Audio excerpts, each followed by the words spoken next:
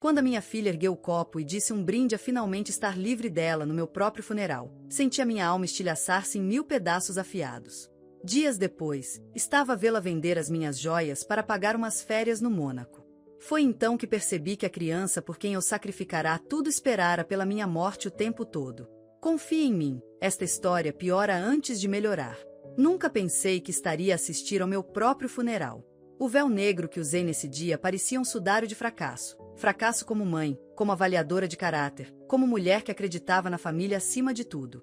A igreja era a de Santa Catarina, onde batizara minha Alexandra 42 anos antes. Onde lhe segurara a mãozinha durante o funeral do pai, quando ela tinha apenas 7 anos. Onde rezara incontáveis vezes pela sua felicidade e sucesso. Agora, aqueles mesmos vitrais lançavam sombras coloridas sobre a minha urna, vazia, claro. O relatório médico legal indicava paragem cardíaca. Não era inteiramente uma mentira. O meu coração andava a falhar há anos. Eu é que não tinha reconhecido os sintomas. Dixame Recure. O meu nome é Eleanor Blackwood. Tenho 68 anos, embora o obituário que a minha filha escreveu me tirasse 5 anos, um dos seus gestos mais amáveis, suponho. Passei 34 anos na magistratura antes de me reformar na primavera passada. A minha vida foi definida por regras, por consequências, por uma crença quase religiosa na justiça. Talvez seja por isso que esta traição me feriu tão profundamente. Eu, que conseguia ver através das mentiras de criminosos inveterados, não consegui ver através da fachada da minha própria filha. Os primeiros sinais foram sutis, como nuvens que se reúnem tão lentamente que não se nota o escurecer do céu até o primeiro trovão. As chamadas da Alexandra tornaram-se menos frequentes. As suas visitas à minha cobertura coincidiam sempre com a necessidade de algo: dinheiro para o seu negócio de design de interiores, joias para usar em galas de solidariedade, a minha assinatura em documentos para o fundo de confiança familiar. Quando visitava, os seus olhos percorriam a minha casa com um olhar calculista que eu reconhecia do tribunal, o olhar de quem avalia o valor, cataloga os bens.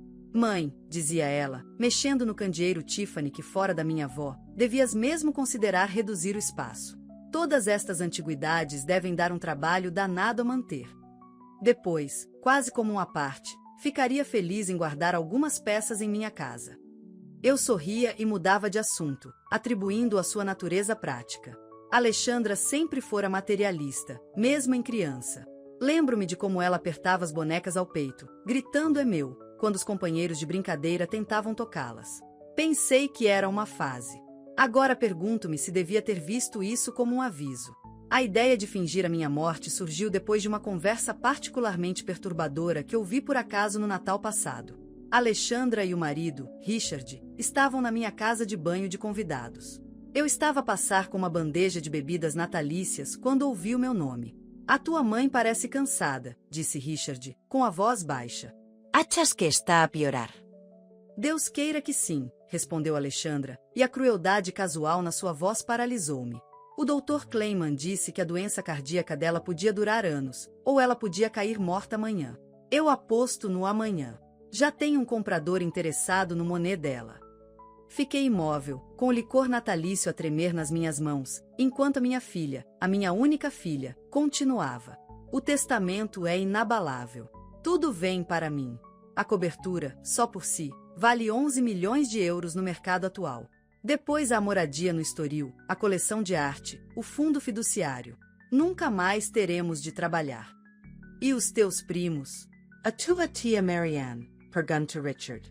Alexandra riu, um som áspero que nunca lhe ouvirá antes. "Eles ficam com bugigangas sentimentais. A mãe sempre acreditou que a família era tudo.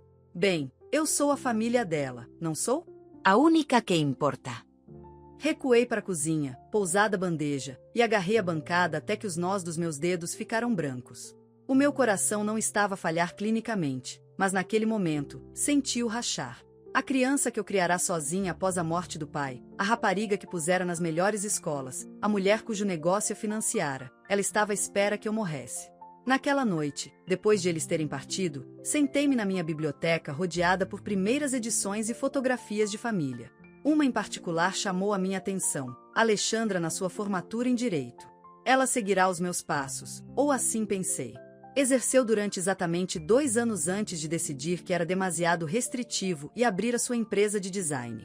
Fiquei desapontada, mas apoiei-a, passando um cheque para os seus custos iniciais sem hesitação. Peguei no telefone e liguei para a única pessoa em quem sabia que podia confiar, o meu antigo assessor jurídico, agora um advogado de sucesso por direito próprio, James Harrington. James, disse eu quando ele atendeu. Preciso da tua ajuda com algo inusitado. 2 semanas depois, tinha um plano. James achou que eu estava louco ao princípio, mas vira o suficiente na sua carreira para saber que, por vezes, a única forma de revelar a verdade é através do engano. Elaboramos uma emergência médica, um ataque cardíaco grave o suficiente para ser credível, dada a minha arritmia documentada. A minha morte foi declarada no Hospital da Lapa, onde um velho amigo da faculdade de Direito agora era chefe de cardiologia. A documentação era impecável. O corpo foi cremado rapidamente, alegadamente a meu pedido prévio. Apenas 3 pessoas sabiam a verdade: James, a doutora, Elizabeth correu no hospital e a minha irmã Mariane, que há anos nutria suas próprias suspeitas sobre Alexandra. Eli, dissera Mariane quando lhe contei, com lágrimas a escorrer pelo seu rosto marcado, isto vai destruir-te se estiveres errada. E se eu estiver certa? Perguntei. Ela pegou na minha mão então, o seu aperto surpreendentemente forte para uma mulher de 73 anos. Então destruir-te-á de qualquer forma. Mas pelo menos saberás. O dia do meu funeral amanheceu límpido e brilhante, um dia insultuoso para um propósito tão sombrio. Cheguei antes do amanhecer, James a escoltar-me pela entrada lateral da igreja. O padre Tomé, que me conhecia há décadas, concordara em deixar-me observar do coro alto, embora ele também achasse que o meu plano frisava a loucura. Juíza Blackwood, dissera ele, há outras formas de testar o caráter de uma pessoa. Mas não havia. Não realmente. Não quando a pessoa em questão fora treinada por uma das melhores mentes jurídicas do país, eu. Do meu poleiro acima da nave, observei-o chegar. Colegas da magistratura, acenando solenemente. Amigos do clube, enxugando os olhos com lenços bordados. Mariane, a desempenhar o seu papel perfeitamente, apoiada pelos filhos. E depois Alexandra, envolta em chanel preto, brincos de diamantes a cintilar nas suas orelhas, os meus brincos de diamantes, percebi com sobressalto. Richard caminhava ao lado dela, com a mão nas suas costas. Pareciam figuras de uma reportagem de revista da alta sociedade, luto encenado. Ela não derramou uma lágrima durante o serviço. Nem quando o juiz Hamilton falou da minha dedicação à justiça. Nem quando a minha amiga mais antiga, Catherine, relembrou os nossos tempos de faculdade. Nem mesmo quando o coro infantil cantou Amazing Grace, que me levará às lágrimas no funeral do pai dela décadas antes. Não, Alexandra sentou-se direita e com os olhos secos, a sua expressão de solenidade ensaiada. Ocasionalmente, olhava para o relógio, um Cartier que lhe dera no seu 40º aniversário. A revelação veio na recessão posterior. Saí da igreja discretamente e entrei no carro de aluguer que James tinha à espera, mudando-me rapidamente antes de entrar nos fundos de O Solar do Marquês, o restaurante onde Alexandra organizara o encontro. De uma sala de jantar privada adjacente ao espaço principal, podia observar através de uma instalação de vidro unidirecional que normalmente exibia a garrafeira. A primeira hora foi como esperado, conversa sombria, reminiscências adequadas, o desanuviar gradual do luto formal à medida que as bebidas fluíam. Mas, à medida que a multidão diminuía, algo mudou. A postura da Alexandra relaxou. A sua voz ficou mais alta. E quando apenas as suas amigas mais próximas permaneceram, um círculo de 5 ou 6 mulheres de quem nunca gostei particularmente, ela pediu champanhe. "Ah, sério, Alex?", perguntou uma delas, olhando nervosamente à volta. "Não achas que é um pouco cedo demais?" A minha filha, a minha carne e sangue, revirou os olhos. "Ah, por favor, Melissa." A mãe não esperaria nada menos que cristal para sua despedida. Distribuiu os flutes, depois ergueu o copo. "A mãe", disse ela, e por um momento, o meu coração deu um salto. Depois continuou, um brinde a finalmente estar livre dela. As mulheres riram, um coro cintilante de educações caras e privilégios herdados. "Deus, tu esperaste uma eternidade", disse uma ruiva cujo nome não conseguia recordar. "O que vais fazer primeiro?" Alexandra sorveu champanhe, depois pousou-o com precisão deliberada. "Vender aquela sepultura que chamava cobertura. Liquidar a arte. Sabes que ela tinha um Monet a ganhar pó no escritório dela? Depois, provavelmente a moradia no Estoril. O Richard quer comprar uma estância nos Alpes em vez disso." "E todas as suas causas?", perguntou outra mulher. Não devias continuar o trabalho da fundação dela ou algo assim? Alexandra acenou com a mão de forma desdenhosa. Para isso é que servem os conselhos de administração. Farei uma aparição na gala anual, escreverei os cheques esperados. Mas, honestamente, quem tem tempo para programas de alfabetização em bairros desfavorecidos de Lisboa? A mãe sempre foi tediosamente cívica. Elas riram de novo, e senti algo endurecer dentro de mim. Não era o luto a torná-la cínica. Não era choque ou negação manifestando-se como humor inadequado. Esta era a verdade da minha filha, nua e crua, e feia, no brilho quente da iluminação de foco DO solar do Marquês. Pensei que ela nunca morreria, Alexandra continuou, reabastecendo o copo. No Natal passado, cheguei a procurar no Google quanto tempo se pode viver com arritmia cardíaca. A resposta é demasiado tempo, raio. Mas agora está feito. Daqui a algumas semanas, assim que o inventário for concluído, valerei bem mais de 30 milhões de euros. Nada mal para uma órfã, certo? Não percebi que estava a chorar até sentir a umidade na gola. James, que estivera em silêncio ao meu lado, colocou uma mão no meu ombro. Podemos parar agora, sussurrou ele.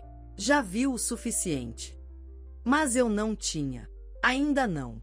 Precisava de saber a que profundidade ia esta traição, o quão completamente tinha sido enganada pela pessoa que eu pensava conhecer melhor no mundo. Passei os 3 dias seguintes numa suíte no Ritz, registrada com o nome de solteira da mãe de James. Marianne trouxe-me roupas, produtos de higiene pessoal e atualizações do mundo exterior. Alexandra já tinha contactado a Christie's para avaliar a coleção de arte. Entrevistar agentes imobiliários para pôr a cobertura à venda. Começara mesmo a esvaziar os meus armários, doando as minhas roupas a uma loja em segunda mão que atendia viúvas ricas. Ela está a mover-se rápido, disse Marianne na terceira manhã, pousando uma chávena de Charles Grey ao meu lado. Como se tivesse medo que ressuscites dos mortos e a impeças. Levantei os olhos do bloco de notas onde estivera a fazer anotações. É exatamente isso que pretendo fazer. Marianne afundou-se na poltrona à minha frente, a sua expressão preocupada. Eli, sei que estás magoada. Deus sabe que tens todo o direito de estar. Mas qual é o teu objetivo final aqui? Revelas-te, Alexandra é humilhada, e depois? Ela continua a ser a tua filha. Você é Canita. É ela? Porque a filha que eu pensava ter nunca teria falado de mim dessa maneira. Nunca teria estado a contar os dias até a minha morte. Nunca me teria visto como nada mais do que uma folha de balanço. As pessoas desiludem-nos, disse Marianne suavemente. Mesmo as que mais amamos. Desilusão é tirar um suficiente no exame quando se estudou para um muito bom, respondi. Isto é traição a um nível que nem consigo compreender. E se há uma coisa que os meus anos no tribunal me ensinaram, é que a traição sem consequência só gera mais traição. Marianne suspirou, pegando no seu chá. O que diz o James? Ele diz que devo seguir com isto até ao fim. Que já fui longe demais para recuar agora. Fiz uma pausa. Ele está a redigir novos documentos de testamento neste exato momento. Corta-la completamente da herança. Eu abanei a cabeça. Não. Isso seria demasiado simples, demasiado esperado. Alexandra lutaria, alegaria que eu não estava em perfeito juízo. Provavelmente venceria, dadas as circunstâncias. Bati no bloco de notas. Tenho outra coisa em mente. Algo que lhe dará exatamente o que merece. Naquela tarde, pedi a James para me levar à cobertura. Alexandra estava numa reunião de almoço com a agente imobiliária. A filha da empregada da Marianne trabalhava como assistente da Alexandra e fornecer o seu horário. Tínhamos aproximadamente 2 horas. Entrar na minha casa pareceu surreal. Tudo parecia igual. Os tapetes Aubusson, os móveis Chipendale, as fotografias arranjadas com tanta precisão no piano de cauda. Mas sentia-se diferente. Violado, de alguma forma. Onde quer começar? Perguntou James, pousando a pasta. Dirigi-me ao escritório, o meu asterisco sanctum sanctorum asterisco durante 3 décadas. Aqui. Preciso de ver o que ela já levou. O Monet tinha desaparecido de cima da lareira, deixando um retângulo revelador de papel de parede não desbotado. A minha secretária fora revirada, as gavetas deixadas entreabertas. O cofre de parede atrás do meu diploma de direito estava entreaberto, vazio das joias que ali guardara, peças destinadas a serem de Alexandra um dia. Ela não perdeu tempo, observou James, com a voz apertada de desaprovação. Não, concordei eu, passando os dedos ao longo da borda da minha secretária. Ela tem estado a planear isto há anos, creio eu. À espera. A observer. Abri a gaveta de baixo, senti por baixo das pastas suspensas e extraí uma pequena chave colada por baixo. Mas ela não conhece todos os meus segredos. Levei James à biblioteca, às prateleiras embutidas que abrigavam primeiras edições e volumes de direito encadernados em couro. Selecionando um tomo de asterisco Blackstone's Commentaries asterisco, pressionei-o lateralmente, acionando o mecanismo que libertou um painel secreto na prateleira adjacente. Juíza Blackwood, disse James com algo parecido com admiração, nunca deixa de me surpreender. Dentro do compartimento havia um cofre de aço. A chave encaixou perfeitamente. Lá dentro jaziam documentos que Alexandra desconhecia, a verdadeira escritura da propriedade no estoril, mostrando que era de facto propriedade de um fundo de confiança que estabelecera anos antes para os meus netos, caso Alexandra viesse a ter certificados de ações. Uma pendrive contendo provas de doações financeiras que fizera Alexandra ao longo dos anos, doações que ela declarara nos formulários fiscais como empréstimos a serem reembolsados. Ela tem estado a cometer fraude, disse eu calmamente, segurando a pendrive. Pequenos incidentes, facilmente ignorados individualmente. Mas juntos? Um padrão emerge. James pegou na pendrive, a sua expressão sombria. Isto podia mandá-la para a prisão, juíza. Zai. Fechei a caixa, subitamente cansada. Não é isso que quero. Não quero que ela seja destruída, James. Só quero que ela seja exposta. A si própria, tanto quanto aos outros. E quanto a si? O que quer para si? Eu não pensara nisso.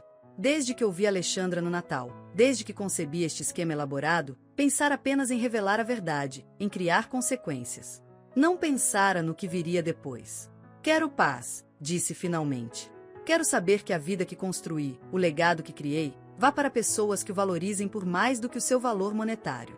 E quero que Alexandra compreenda o que desperdiçou, não apenas o dinheiro, mas a relação. A confiança. James acenou com a cabeça, guardando a pendrive no bolso. Então, vamos fazer acontecer. Passamos a hora seguinte a recolher o que precisava, itens pessoais de que Alexandra não sentiria falta, documentos essenciais para o meu plano, pequenas recordações de que não me podia desfazer. Quando estávamos prestes a sair, parei no hall de entrada, olhando para o retrato que ali pendia, eu mesma na minha toga de magistrada, pintada quando fui nomeada para o tribunal pela primeira vez. Alexandra sempre dissera que odiava aquela pintura. Devíamos levá-la? Perguntou James, seguindo meu olhar. Eu abanei a cabeça. Não. Deixa viver com os meus olhos postos nela por mais um tempo. De volta ao Ritz, finalizamos a nossa estratégia. A leitura do testamento estava marcada para sexta-feira, daqui a 3 dias. Alexandra, de acordo com as nossas fontes, já andava à procura de um iate para celebrar o seu ganho inesperado. Dissera às amigas que esperava sair com pelo menos 30 milhões, ao todo. Ela não tinha ideia do que realmente a esperava. Na quarta-feira à noite, jantei com Marianne na minha suíte. Ela trouxe notícias do mundo exterior. Alexandra fora vista experimentar um colar de 100 mil euros na Tiffany's, dizendo à vendedora que era para celebrar uma recente transição familiar. Ela está a criar uma reputação e tanto, disse Marianne, cortando seu bife. A Bárbara Wells viu a ANO Arcada Real na noite passada, a discutir em voz alta quais as peças da tua coleção de arte que planeava vender primeiro. Sorvi o meu vinho, um nó a formar-se no meu estômago. A Bárbara nunca gostou dela de qualquer forma. É verdade, mas a Bárbara não é a única a falar. Metade da alta sociedade de Lisboa está a sussurrar sobre a rapidez com que Alexandra superou o luto. A Janice Holbrook disse que viu Alexandra e o Richard a beber champanhe no bar do Hotel Ritz na noite após o teu funeral. Pousei o meu copo. E como estava a Janice quando te contou isto? Marianne Sorius Settlement. Absolutamente escandalizada, claro. E absolutamente deliciada por ser ela partilhar a fofoca. A alta sociedade lisboeta, um ninho de víboras que eu navegara durante décadas, primeiro como uma promissora jovem advogada, depois como mulher de juiz, finalmente como eu própria juíza no Tribunal da Relação. Sempre soubera dos seus perigos, da sua propensão para se virar contra aqueles que violavam os seus códigos não escritos. Agora, essas mesmas forças estavam a alinhar-se contra minha filha, um facto que me trouxe menos satisfação do que esperava. Alguma vez te perguntas, disse eu cuidadosamente, se estamos a ser demasiado duras? Se poderia haver uma explicação? Mariane baixou o garfo. Eli, eu vi aquela rapariga calcular o valor de tudo que possuíste desde que ela teve idade suficiente para entender o que o dinheiro significa. Vi como ela olha para as tuas joias, a tua arte, as tuas propriedades. Este não é um comportamento novo, apenas finalmente está à mostra. Mas desejar a minha morte. As pessoas dizem coisas terríveis que não querem dizer, retorquiu Mariane, embora o seu tom lhe faltasse convicção. Eu abanei a cabeça. Não, o brinde de champanhe não foi um lapso momentâneo. Foi uma revelação. A máscara caiu, e vi o que estava por baixo. Empurrei o prato, sem apetite. A leitura do testamento é daqui a 2 dias. Tudo está preparado. Mariane esticou a mão sobre a mesa, cobrindo a minha mão com a dela. E tens a certeza disto? Uma vez feito, não há volta a dar. Encontrei os olhos da minha irmã, tão parecidos com os meus, mas mais suaves, sempre mais suaves. Tenho a certeza. A quinta-feira passou numa névoa de preparativos de última hora. James trouxe os documentos de testamento revistos, recentemente autenticados e legalmente vinculativos. Revisamos o plano uma última vez, cronometrando cada movimento, antecipando cada reação possível. A doutora Corrêa forneceu documentação médica explicando a minha recuperação milagrosa e a decisão de manter temporariamente a ficção da minha morte. Tudo tecnicamente verdadeiro, embora enganador no contexto. Naquela noite, não consegui dormir. Estava à janela da minha suíte, olhando sobre Lisboa, as luzes da cidade a cintilar como estrelas caídas. Em algum lugar lá fora, no seu loft no Príncipe Real, a minha filha provavelmente estava a sonhar com tudo que pensava estar prestes a herdar. Alguma vez a conhecera realmente? Teria havido sinais que perdi, avisos que ignorei? Pensei na infância de Alexandra, os seus ataques de birra quando lhe negavam um brinquedo mais recente, a sua fria calculista mesmo nessa altura. Lembrei-me dos seus anos de adolescência, as exigências constantes por mais. Roupas de marca que as amigas tinham, as viagens que faziam, os carros que conduziam. Atribuiu a pressão social adolescente normal. Agora, perguntei-me se tinha sido algo mais profundo, algo fundamental no seu caráter. O pai dela, o meu David, tinha partido há tanto tempo, morto de um ataque cardíaco aos 45. Ele teria visto o que eu perdi? Ele a teria criado de forma diferente? Ou ele também teria sido cegado pelo amor, pela esperança desesperada de que a nossa única filha se tornasse alguém digno de tudo que sacrificáramos?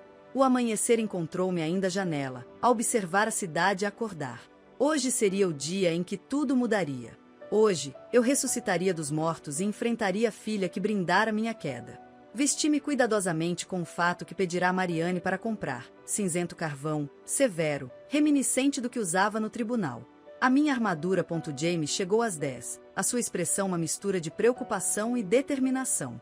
Está pronta para isto? Perguntou ele enquanto descíamos de elevador para o carro que nos esperava. Endireitei a coluna, sentindo o peso do colar de pérolas que David me dera no nosso 5º aniversário. James, decidi sobre a liberdade de muitos homens. Tomei decisões que mudaram vidas para sempre. Penso que consigo enfrentar uma filha gananciosa. Os escritórios de advogados da Harrington, Meyer Schmidt ocupavam 3 andares de um edifício elegante na Avenida da Liberdade. James tinha combinado a nossa entrada por um elevador privado, evitando a recepção principal. Chegamos 30 minutos antes da leitura agendada, isolando-nos numa sala de reuniões adjacente à principal, onde o encontro ocorreria. Através de um pequeno monitor, pude vê-lo chegar. Primeiro Richard, a verificar repetidamente o seu Rolex, claramente impaciente.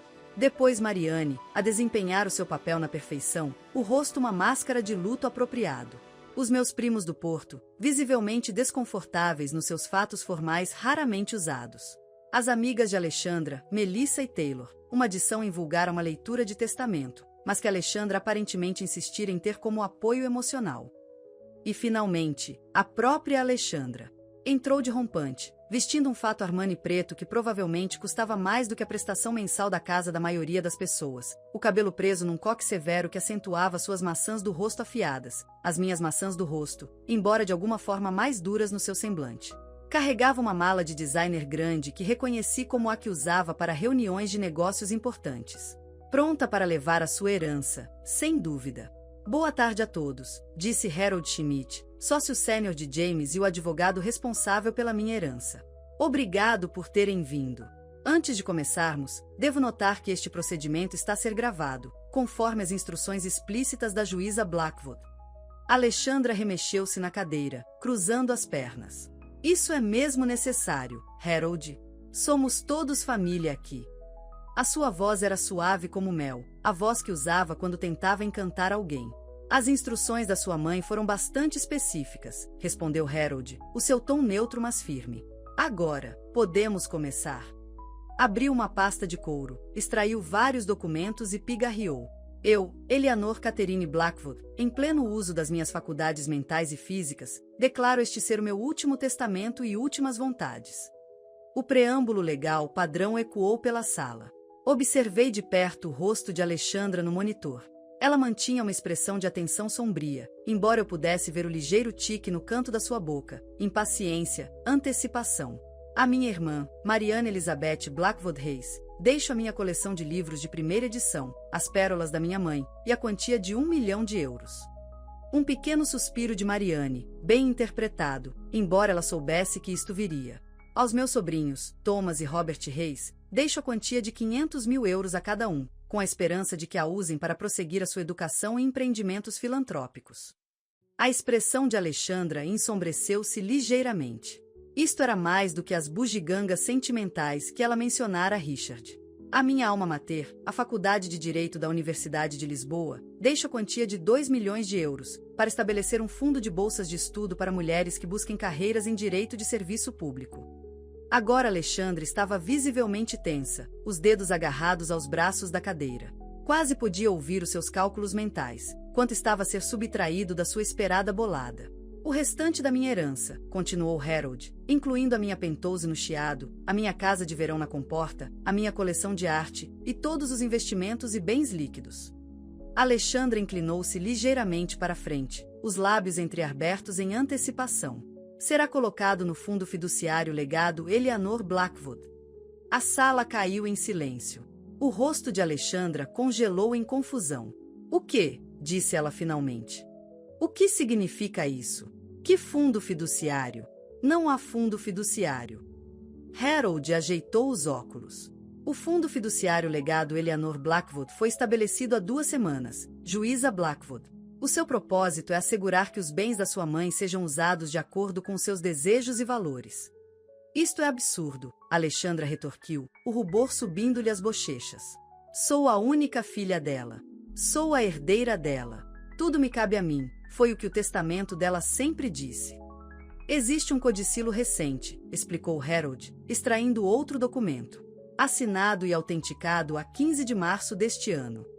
É impossível, Alexandra disse, a voz a subir. A minha mãe morreu a 18 de março. Estava no hospital, fortemente medicada. Ela não poderia ter. Os registros médicos indicam que a sua mãe estava totalmente lúcida no dia 15, Harold interrompeu suavemente. O médico assistente forneceu uma declaração juramentada nesse sentido. O rosto de Alexandra contorceu-se de raiva. Isto é fraude. Manipularam o testamento dela. Vou contestar isto. O codicilo também especifica, Harold continuou como se ela não tivesse falado, que, no caso de o testamento ser contestado, toda a herança irá para a Associação Portuguesa para a Defesa dos Direitos Cívicos. Richard colocou uma mão restritiva no braço de Alexandra. Querida, talvez devêssemos ouvir os termos completos antes de... Ela sacudiu, não. Isto está errado. Não foi isto que ela quis. Ela queria que eu tivesse tudo. Ela sempre o disse. Harold pigarreou novamente. De acordo com os termos do fundo fiduciário, Alexandra Blackwood Hartwell servirá como fiduciária, com supervisão de um conselho composto por James Harrington, Mariane Reis e o juiz Hamilton do Tribunal da Comarca de Lisboa. Como fiduciária, Alexandra receberá um salário anual de 250 mil euros e poderá residir na Penthouse no Chiado. Os olhos de Alexandra estreitaram-se. Então sou o quê? A zeladora da minha própria herança? Uma gerente de propriedades glorificada? A fiduciária, Harold corrigiu, do legado da sua mãe. O fundo fiduciário especifica que os bens devem ser mantidos e os rendimentos usados para promover as causas de caridade que a juíza Blackwood defendeu durante a sua vida. A iniciativa de alfabetização do bairro da Cova da Moura, o Fundo de Defesa Legal das Mulheres, o Hospital Dona Estefânia. Não, Alexandra interrompeu, agora de pé. Não, não, não. Isto não vai acontecer. A minha mãe nunca me faria isto. Alguém a influenciou. Alguém se aproveitou dela quando estava fraca e a morrer. Este testamento é inválido, e vou prová-lo em tribunal. Era a hora. Acenei a James, que saiu da nossa sala de observação e entrou na sala de reuniões principal. Na verdade, Alexandra, disse-lhe calmamente, a sua mãe não estava fraca nem a morrer quando assinou o codicilo. Estava perfeitamente saudável. E ainda está. A sala caiu em silêncio. Alexandra olhou fixamente para James, a sua expressão mudando de raiva para confusão. Do que é que estás a falar? Exigiu ela. A minha mãe está morta. Enterrámola, cremámola, seja o que for. Eu estava lá. Não, disse uma nova voz, a minha voz, enquanto eu entrava na porta. Não estavas. Nunca esquecerei o olhar no rosto de Alexandra naquele momento. Ela não gritou. Não chorou. A sua pele simplesmente perdeu toda a cor, a sua maquilhagem perfeita de repente contrastando fortemente com a tez sem sangue. Os seus olhos, os meus olhos, na verdade, do mesmo formato e cor, arregalaram-se até que o branco se mostrou à volta das íris. Então os seus joelhos cederam, e ela desabou de volta na cadeira. Mãe, sussurrou ela, a palavra soando estranha nos seus lábios. O quê? Como? Entrei completamente na sala, sentindo o peso de todos os olhares sobre mim. A minha irmã Mariane sorria através das lágrimas. Os meus sobrinhos pareciam chocados, mas aliviados. As amigas de Alexandre estavam paralisadas, os planos de champanhe a evaporarem-se diante dos seus olhos. Estou muito viva, Alexandra, eu disse, a minha voz mais firme do que me sentia. Surpresa. Richard foi o primeiro a recuperar. Isto algum tipo de piada doentia, ele gaguejou, movendo-se para ficar ao lado da minha filha. Foi declarada morta. Houve um atestado de óbito. Funeral. Tudo arranjado, James explicou suavemente, vindo para o meu lado. Com a ajuda de amigos de confiança e uma suspeita que precisava de ser confirmada. O choque de Alexandre estava a transformar-se em algo mais sombrio, algo mais feio. Os seus dedos enrolaram-se nos braços da cadeira como garras. Que suspeita? Exigiu ela. Do que é que estás a falar? Movi-me para a cabeceira da mesa de conferência, ocupando o lugar que Harold respeitosamente desocupara. Desta posição, juíza, júri e suposto cadáver, encarei a minha filha diretamente. No Natal passado, eu disse calmamente, ouvi-te a ti e ao Richard a discutir a minha morte. A planear por ela. À espera dela. Disseste, e cito, espero que ela morra em breve. Falaste em vender os meus pertences antes mesmo de eu estar enterrada. A boca de Alexandra abriu-se, fechou-se, abriu-se novamente. Tu, estavas a escutar uma conversa privada? Isso é irrelevante, eu cortei. O ponto é o que ouvi. O ponto é o que disseste. O ponto, Alexandra, é que estavas a contar os dias até poderes lucrar com a minha morte. A sala tinha ficado num silêncio mortal. Mesmo Richard parecia sem palavras. Então decidi, continuei, dar-te exatamente o que querias. A minha morte. Uma oportunidade para mostrares as tuas verdadeiras cores sem a restrição de fingir que te importavas comigo. Inclinei-me ligeiramente para a frente. Eu, como as mostras? O rosto de Alexandra contorceu-se, uma guerra entre raiva e cálculo a desenrolar-se pelas suas feições. Não sei o que achas que ouviste, disse ela finalmente, a voz tensa, mas claramente interpretaste mal. Claro que não estava à tua espera para morrer. Isso é monstruoso. É? Procurei na minha pasta e extraí um pequeno gravador digital.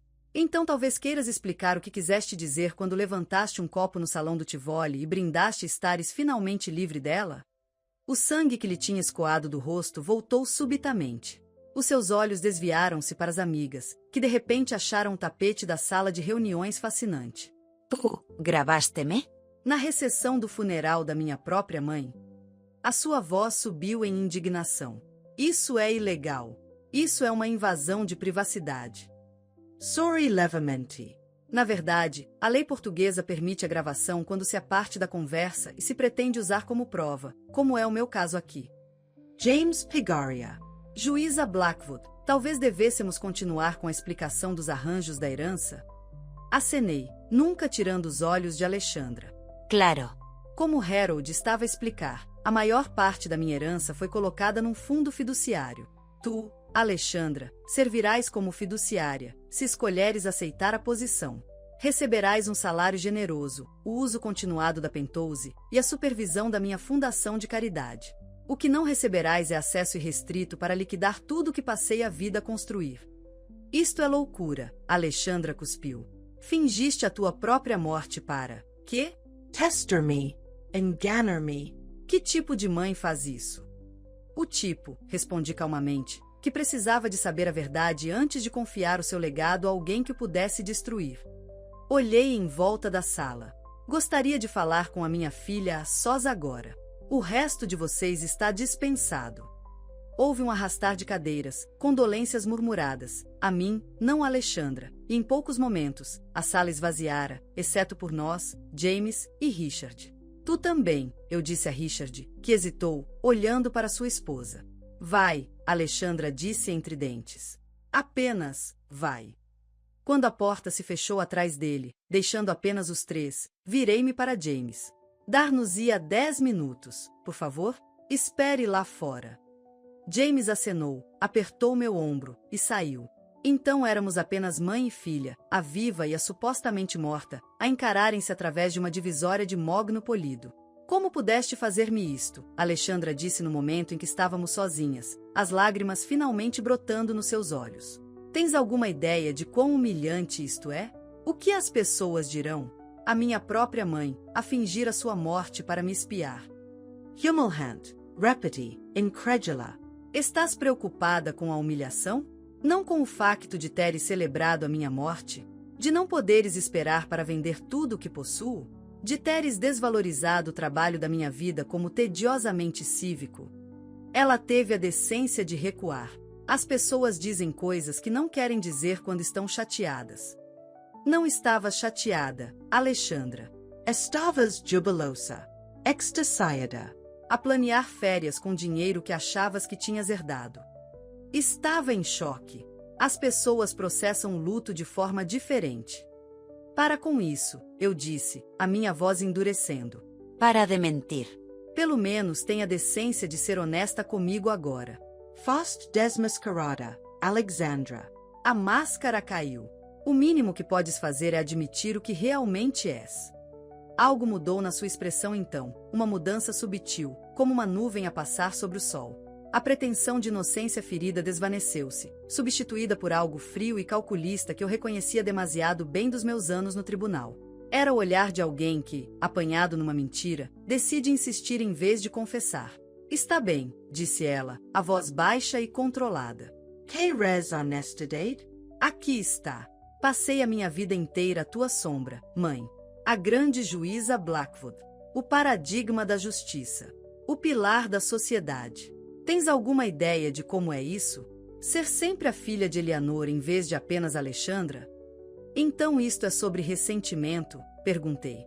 Desejaste a minha morte porque te sentias ofuscada? Ela riu, um som áspero e frágil. Desejei-te morta porque és uma hipócrita.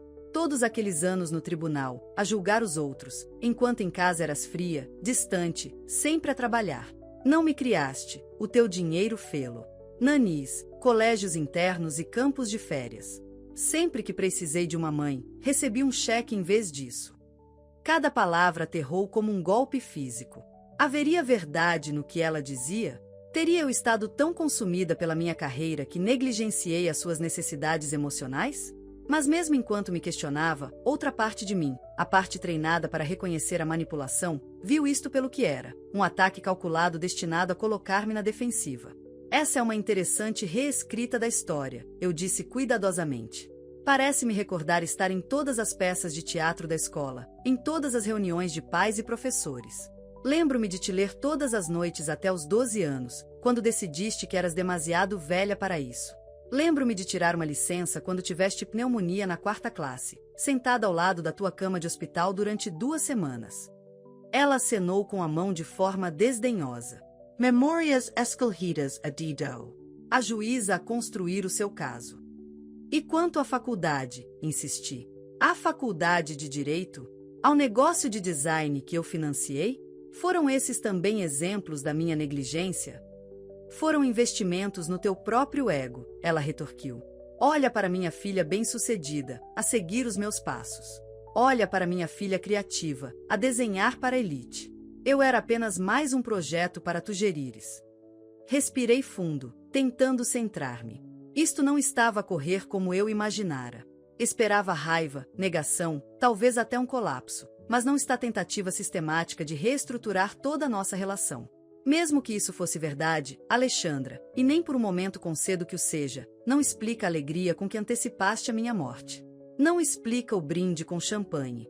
Não explica por que, dias depois da minha morte, estavas a vender as minhas joias e a fazer planos para liquidar a minha coleção de arte. Ela encolheu os ombros, um gesto tão casual que me arrepiou. És rico. Estás morta, ou devias estar. Por que não deveria eu usufruir dos benefícios? Não é como se pudesses levar tudo contigo. Porque esses benefícios, como lhes chamas, representam uma vida de trabalho. Porque muitas dessas peças estão na nossa família há gerações. Porque te criei para valorizar coisas além do seu preço. Bem, aparentemente não fizeste um trabalho muito bom, disse ela com outro encolher de ombros. Olhei para ela, esta estranha com o rosto da minha filha. Teria ela sido sempre esta pessoa? Tão fria, tão calculista? Ou algo se tinha quebrado dentro dela ao longo do caminho, algo que eu não tinha notado? O que te aconteceu? Perguntei suavemente. Quando te tornaste alguém capaz de brindar a morte da mãe sem uma lágrima? Por um instante, algo cintilou nos seus olhos, um vislumbre da menininha que um dia se agarrou à minha mão no funeral do pai. Mas desapareceu tão depressa que eu poderia ter imaginado. Nada me aconteceu, disse ela. Esta sou eu. Quem sempre fui. Tu é que não quiseste ver. Talvez ela tivesse razão. Talvez eu tivesse sido cega, voluntariamente ou não. Mas isso não mudava o que precisava de acontecer agora. Bem, vejo-te agora, eu disse, endireitando a coluna. E é por isso que os termos do meu testamento se mantêm como escritos. Podes aceitar a posição de fiduciária da minha fundação, com salário e benefícios que isso implica, ou podes ir-te embora apenas com o fundo fiduciário que o teu pai estabeleceu para ti, que, como sabes, é modesto para os teus padrões. Os olhos de Alexandra estreitaram-se. Não podes fazer isto. Vou contestar o testamento. Vou alegar influência indevida, capacidade diminuída. Por favor, interrompe. Contesta. Dará manchetes fascinantes. Filha que celebrou a morte da mãe processa por herança. Tenho a certeza de que os tribunais, os meus antigos colegas, serão muito solidários. Ela emudeceu, a sua mente visivelmente a correr por trás daqueles olhos frios. E não nos esqueçamos, acrescentei, da evidência de fraude financeira que descobri. Os empréstimos meus que tu declaraste como deduções, mas nunca tencionaste pagar. As despesas de negócio que inflacionaste. O imposto de selo que evadiste em compras de arte, fazendo-as serem enviadas para nossa casa no Alentejo enquanto penduram nas tuas paredes no Chiado. O seu rosto empalideceu novamente. Estiveste a investigar-me? A tua própria filha. Estive a proteger o meu legado, corrigi, de alguém que claramente não o valoriza além do seu valor monetário. As mãos de Alexandra cerraram-se em punhos na mesa. Então é isto? Humilhas-me na frente de todos, ameaças-me com exposição, e esperas que eu simplesmente aceite os teus termos? Que trabalhe por uma mesada como uma criança. A ganhar um salário muito generoso, corrigi, como a profissional que afirma ser. A honrar o legado familiar do qual estiveste tão ansiosa para lucrar. Sim, essas são as tuas opções. Ela levantou-se abruptamente, a cadeira a raspar no chão. Isto não acabou, sibilou. Pensas que ganhaste, mas não tens ideia do que sou capaz. Na verdade, eu disse, levantando-me para encontrar o seu olhar, acho que estou a começar a entender exatamente do que és capaz. É isso que me aterroriza. Agarrou na mala, os seus movimentos bruscos de raiva. Vais répondre-te disto. De tudo. Observei-a caminhar resolutamente até a porta, esta filha que eu criara e aparentemente nunca conhecera. Já me arrependo, eu disse suavemente, mas ela tinha partido. A porta batera atrás dela com tanta força que os quadros na parede tremeram no seu rasto. James voltou um momento depois, a preocupação gravada nas suas feições. Juíza? Está tudo bem. Afundei-me de novo na minha cadeira, subitamente exausta. Não, James. Acho que não.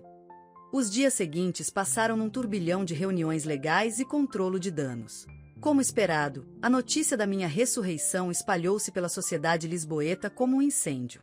A história era demasiado saborosa para ser contida. Uma juíza federal a fingir a sua morte para expor as verdadeiras cores da sua filha gananciosa? Era um chamariz para o público fofoqueiro da capital. Mariane mudou-se para a suíte do Ritz comigo, trazendo atualizações do mundo exterior que eu ainda não estava pronta para enfrentar diretamente. Ela está a dizer a toda a gente que tiveste um surto psicótico, Mariane relatou ao pequeno almoço no terceiro dia. Que a tua condição cardíaca afetou o teu cérebro, tornando-te paranoica. Está a posicionar-se como a filha preocupada a tentar que a mãe delirante receba a ajuda de que precisa. Barrei a minha torrada com mais força do que o necessário. Intelligent. Subverte a minha competência e muda a narrativa de uma só vez. Ela aprendeu algo na faculdade de Direito, afinal. Eli, Mariane disse hesitante, algumas pessoas estão a perguntar-se, por que ir a tais extremos? Por que não a confrontaste diretamente com as tuas suspeitas? Pausei a faca. Terias acreditado em mim se te tivesse dito que Alexandre estava à espera que eu morresse para poder lucrar? Se eu não o tivesse ouvido dos lábios dela? Se não tivéssemos visto o comportamento dela quando pensou que eu tinha partido? Marianne suspirou. Não, provavelmente não. Ela sempre foi tão encantadora, tão convincente. Exatamente. Alexandra passou uma vida a construir a sua imagem. O confronto direto teria resultado apenas em negações e manipulação psicológica. Bebeu o meu chá. Precisava de provas irrefutáveis, tanto para mim como para os outros. Bem, certamente conseguiste, Mariane murmurou. A questão é, e agora? Pois a ponto Alexandra tinha desaparecido da vista do público após o nosso confronto, refugiada no seu apartamento de design no Chiado, segundo as fontes de Mariane. Richard tinha sido visto sozinho nos seus locais habituais, com ar aflito. Os advogados continuavam a circular, tubarões a farejar sangue na água. No quinto dia após a leitura do testamento, Jamie chegou com notícias. Ela deu entrada com os documentos, disse ele sem rodeios, pousando a pasta na mesa de centro. A contestar o testamento com base na sua alegada instabilidade mental. Ela também está a pedir uma avaliação psiquiátrica, alegando que a sua elaborada farsa de morte é evidência de delírios paranoicos. Assenti, estranhamente calma. Eu já esperava por isto. E a fundação? O codicilo? Ela está a contestar ambos, argumentando que foram executados quando não estava no pleno uso das suas faculdades mentais. Ele retirou um documento da sua pasta. Ela também pediu uma providência cautelar para impedir qualquer distribuição de bens até que a questão seja resolvida. Procedimento padrão, observei. Qual é o trunfo dela?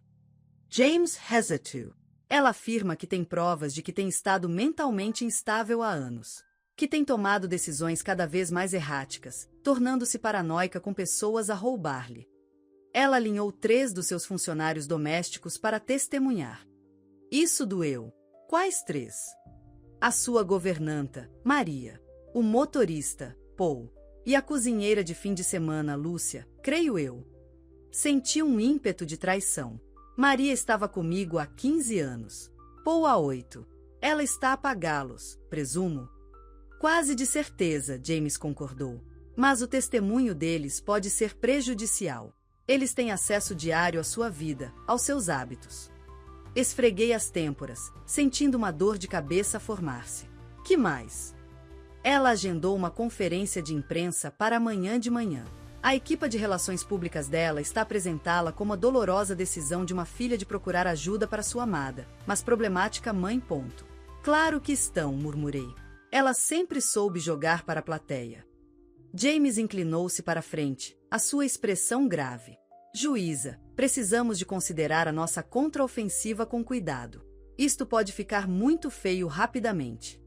Já está feio, James. Levantei-me, dirigindo-me à janela que dava para o Parque Eduardo VII. A primavera desdobrava-se lá embaixo, as árvores a ganhar vida com novas folhas, alheias ao drama humano. A minha filha está a tentar que me declarem mentalmente incompetente para meter as mãos no meu dinheiro. Eu diria que já atingimos o auge da vileza. Nem por isso, disse James tranquilamente. Há mais uma coisa. Alexandra pediu a sua tutela provisória e dos seus assuntos, enquanto aguarda a avaliação psiquiátrica. Viri-me bruscamente. Tutela. Ela quer ser a minha tutora legal? É uma jogada tática, explicou James. Se concedida, mesmo que temporariamente, dar-lhe-ia controle significativo sobre as suas finanças e decisões médicas. A ironia era quase perfeita. A filha que brindara minha morte agora posicionava-se como minha cuidadora. A raiva que eu tinha vindo a suprimir desde aquele momento no Palácio da Cruz ardeu intensa e viva. Ela não vai ganhar isto, disse eu, a minha voz baixa e perigosa. Passei 34 anos a dominar a lei. Não serei superada por uma decoradora de interiores com delírios de grandeza. James assentiu. Um pequeno sorriso surgia nos cantos da sua boca. Esperava que dissesse isso. Preparei algumas contramedidas para sua consideração. Nas 2 horas seguintes, planeamos a estratégia. A batalha legal seria suficientemente direta, registros médicos a provar a minha competência, testemunho de colegas a atestar o meu bom senso, evidências dos motivos financeiros de Alexandra. Mas o Tribunal da Opinião Pública era outra questão inteiramente. Ela está a apostar na simpatia, disse eu, revendo o rascunho da declaração que James tinha preparado para a imprensa. A filha zelosa, de coração partido com o declínio da mãe. Então contra-atacamos com a verdade, respondeu James. O áudio da recessão fúnebre. A evidência dos seus movimentos imediatos para liquidar os seus bens. A cronologia que mostra que isto não foi uma decisão espontânea da sua parte, mas uma resposta a ameaças diretas ao seu legado. Sacudi a cabeça. Não. Libertar o áudio só faria a situação escalar, tornando-a ainda mais pública e dolorosa. Batinó papel pensativamente. Precisamos de algo mais subtil. Algo que exponha os seus motivos sem me fazer parecer vingativa. Enquanto debatíamos a estratégia, uma leve batida à porta interrompeu-nos. Mariane entrou, a sua expressão perturbada. Eli, há algo que precisa de ver. Ela estendeu seu iPad, aberto no site do Correio da Manhã. A manchete gelou-me o sangue nas veias.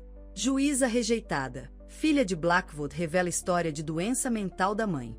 Ela não esperou pela conferência de imprensa, disse Mariane desnecessariamente. Peguei no tablet com mãos trêmulas, percorrendo o artigo. Segundo fontes próximas da família Alexandra, sem dúvida eu tinha estado a lutar com delírios paranoicos há anos, ocultados dos colegas pela minha inteligência formidável e posição. A minha recente farsa de morte era retratada como o culminar de um longo declínio, um triste epílogo para uma carreira de outra forma distinta.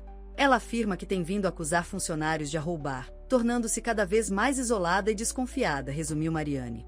Ela diz que tem tentado que receba ajuda há meses, mas a senhora recusou.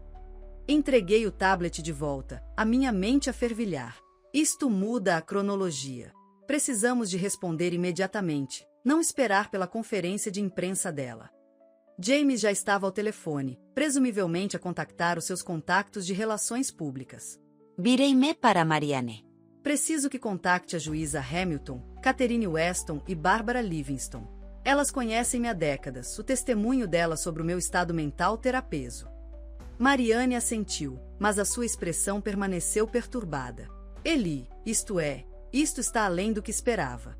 Ela já não está apenas atrás do seu dinheiro. Ela está a tentar destruir a sua reputação, o seu legado.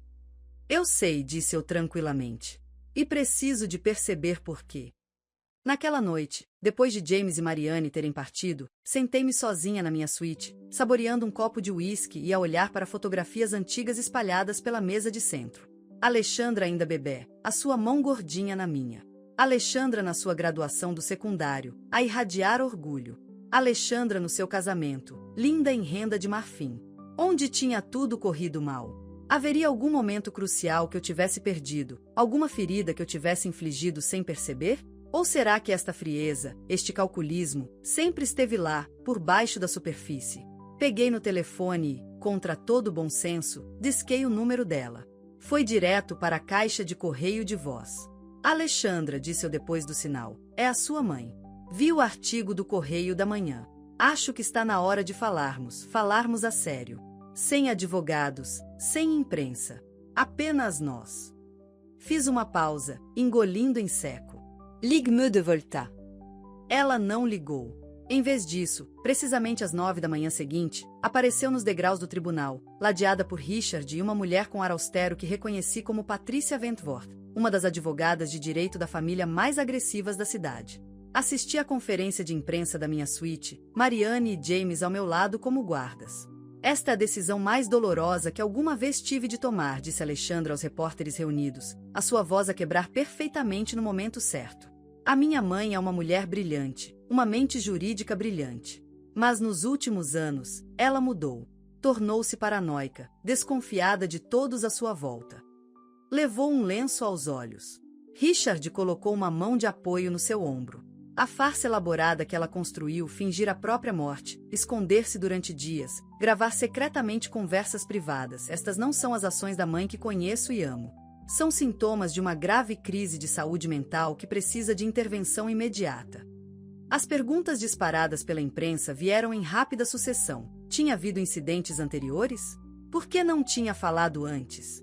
Era por causa da herança? Alexandra lidou com cada uma com uma postura treinada. Sim, tinha havido comportamentos preocupantes durante anos, mas ela tinha respeitado a privacidade da mãe. Só tinha vindo a público agora porque a situação se tornará perigosa. E quanto à herança, ela olhou diretamente para a câmara neste ponto, como se pudesse ver-me assistir. Isto não era sobre dinheiro. Isto era sobre dar à sua mãe a ajuda de que ela desesperadamente precisava. Eu só quero a minha verdadeira mãe de volta, concluiu ela, uma lágrima perfeita a deslizar pela sua bochecha. Desliguei a televisão, a minha mão firme apesar da raiva borbulhar dentro de mim. Ela é boa, disse eu secamente. Dou-lhe esse mérito. James levantou-se, a endireitar a gravata. Temos a nossa própria conferência de imprensa agendada para o meio-dia. A juíza Hamilton concordou em falar em seu nome, assim como o doutor correndo do hospital. Assenti distraidamente, a minha mente noutro lugar. Algo que Alexandra tinha dito continuava a repetir-se na minha cabeça. Eu só quero a minha verdadeira mãe de volta. Como se a mulher que a tinha criado, apoiado, amado incondicionalmente fosse de alguma forma não real.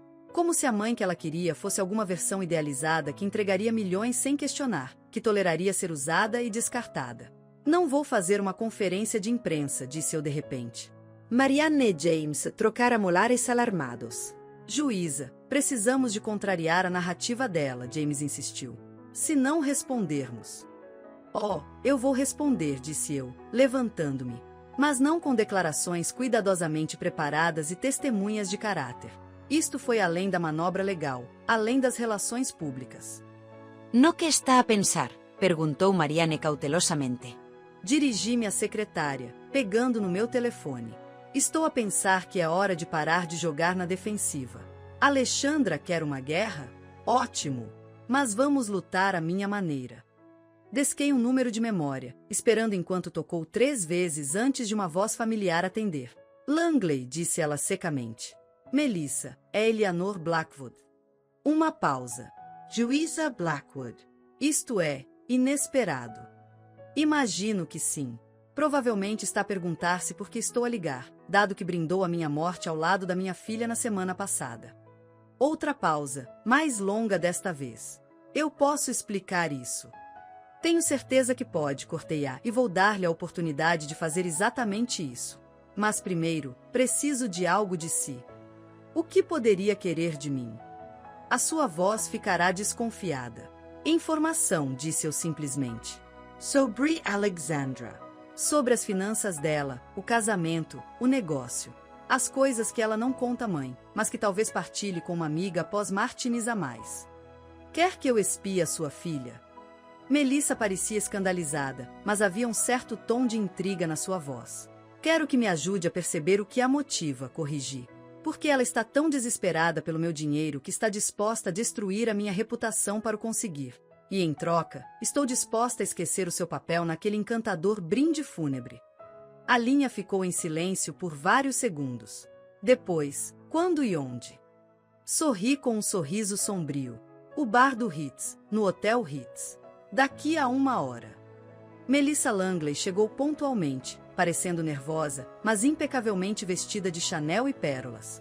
Eu tinha reservado uma mesa de canto isolada, longe de olhos curiosos e ouvidos ávidos. Juíza Blackwood, disse ela ao deslizar para o assento à minha frente, a sua voz baixa. Quero que saiba o quanto lamento o que aconteceu no Palácio da Cruz. Fiquei chocada com o comportamento de Alexandra, mas não sabia o que fazer, e... Levantei uma mão, interrompendo a sua desculpa ensaiada. Guarda isso, Melissa. Não estou interessada nas suas desculpas. Estou interessada na verdade sobre a minha filha. Ela engoliu em seco, remexendo no guardanapo. O que quer saber? Tudo o que sabe sobre as finanças dela. O casamento. Porque ela está tão desesperada pelo meu dinheiro que está disposta a destruir-me publicamente para o conseguir. Melissa olhou em volta nervosamente, embora ninguém estivesse ao alcance da voz. Tem de entender, Alexandra não confidencia tudo a mim, nem a ninguém, na verdade. Ela sempre foi compartimentada. Mas conhece-a há 20 anos, insisti. Passam férias juntas. Os seus filhos frequentam as mesmas escolas. Deve ter informações valiosas. Ela suspirou, pegando no martini que o empregado acabará de entregar. O negócio está em apuros, disse ela depois de um gole revigorante. Já há algum tempo. A pandemia atingiu-a em cheio, ninguém estava a redecorar quando o mundo estava fechado. Depois houve aquele projeto hoteleiro desastroso na comporta, onde o empreiteiro faliu a meio. Ela perdeu uma fortuna. Isto era novidade para mim. Alexandra sempre insistiu que a sua empresa de design estava a prosperar, mesmo durante a Covid. Eu não tinha razões para duvidar dela. Qual a gravidade? Perguntei. Melissa hesitated. Mal o suficiente para que ela estivesse a pedir dinheiro emprestado a amigos. Aceitando clientes que teria rejeitado há 2 anos. A poupar nos materiais enquanto cobrava preços premium. E Richard? A sua empresa de investimentos? A sua risada foi curta e amarga. A empresa de Richard é basicamente uma operação de um homem só neste momento. A maioria dos seus clientes retirou-se após aquela investigação da CMVM há 3 anos. Pisquei os olhos. Que investigação da CMVM? Os olhos de Melissa arregalaram-se. Não sabia? Foi tudo muito discreto, sem acusações formais no final, mas havia alegações de divulgações impróprias, fundos de clientes mal alocados. Nada foi provado, mas nesse mundo, o sussurro da impropriedade é suficiente. A minha mente fervilhava. Alexandra e Richard tinham mantido a aparência de riqueza e sucesso, o apartamento no Chiado, as férias, as roupas de marca, enquanto aparentemente estavam à beira da ruína financeira. Um castelo de cartas construído na aparência, em vez de substância. Então estão falidos, disse eu secamente. Não falidos, Melissa qualificou, mas com as finanças extremamente apertadas. O apartamento está hipotecado até o pescoço. O aluguer de verão em Cascais que fazem passar por seu custo uma fortuna a cada verão. O negócio de Alexandra opera com margens de lucro mínimas, na melhor das hipóteses. Ela inclinou-se para a frente. Tem havido rumores sobre dívidas de cartões de crédito, empréstimos pessoais de fontes duvidosas. Nada que eu possa verificar, mas pinta um quadro, terminei por ela. Um quadro de 2 pessoas desesperadas o suficiente por uma fortuna inesperada que celebrariam a morte da pessoa que a proporcionava. Melissa teve a decência de parecer envergonhada. Devia ter dito algo naquele dia no Palácio da Cruz. Quando ela fez aquele brinde, fiquei chocada, mas... Alexandra tem uma maneira de nos fazer sentir que temos de ir com ela. Como se opor a ela fosse mais problemático do que valia a pena. Eu conhecia essa qualidade muito bem, a capacidade de Alexandra de dominar uma sala, de fazer com que a sua realidade parecesse a única aceitável. Era uma característica que ela tinha herdado de mim, embora tivesse direcionado para fins muito diferentes. Há mais uma coisa, disse Melissa, baixando ainda mais a voz. Algo que eu provavelmente não deveria dizer, mas dadas todas as coisas que aconteceram. Inclinei-me para a frente. Continue. Richard tem tido um caso. Com a assistente de Alexandra, Emma. Já dura há pelo menos 1 ano. Recostei-me, processando esta nova informação. Alexandra sabe. Melissa sacudiu a cabeça. Não creio. Ela está tão focada em manter as aparências, no negócio, no seu dinheiro, francamente. Não creio que tenha reparado no que está a acontecer na sua própria casa. Ou talvez tivesse reparado e escolhido ignorar outro paralelo desconfortável entre mãe e filha. Afinal, não tinham negligenciado sinais do verdadeiro caráter de Alexandra durante anos? Por que me está a contar tudo isto? Perguntei finalmente. Alexandra devia ser sua amiga. Melissa torceu o anel de casamento, sem me olhar nos olhos. Porque o que ela lhe está a fazer é errado. Porque eu fui cúmplice de algo feio, isso tem me roído por dentro. E por quê? Ela hesitou. Porque sempre foi gentil comigo, juíza Blackwood. Quando meu divórcio estava a decorrer, ligou-me ao melhor advogado da cidade. Quando Tom estava com dificuldades na escola, encontrou-lhe aquele explicador que mudou tudo. Não tinha de fazer essas coisas, mas fez. Senti uma pontada de algo parecido com dor. Esta mulher, nem sequer da família, recordava os meus atos de bondade mais claramente do que a minha própria filha. Obrigada, Melissa, disse eu tranquilamente. Isto ajuda-me a perceber o que enfrento.